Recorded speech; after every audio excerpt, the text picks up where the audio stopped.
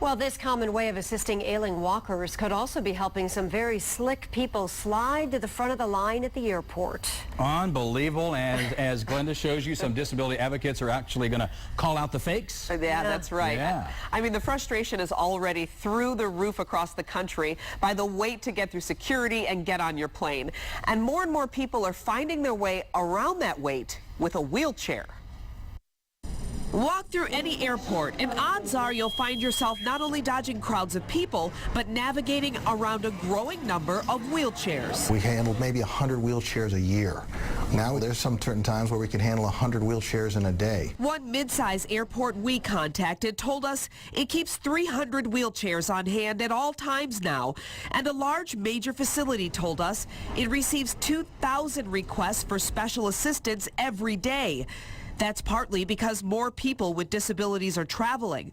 But disability advocates are now blowing the whistle on able-bodied passengers who say they're playing the system to save time.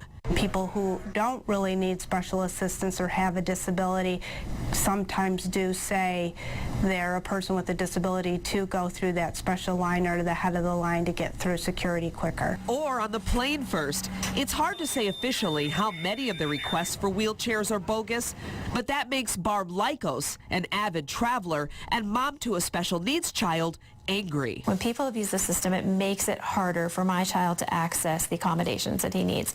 And it's frustrating and it's rude. Airlines say they feel grounded when it comes to identifying cheaters.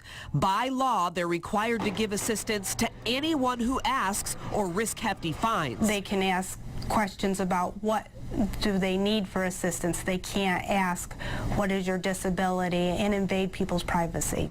But advocates and airline personnel tell us they're hearing more complaints about so-called miracle flights. It's a phrase that's coined by a lot of the flight attendants. They see a person come on with a wheelchair, and then when they get to their destination, for some reason, they actually are able to walk again.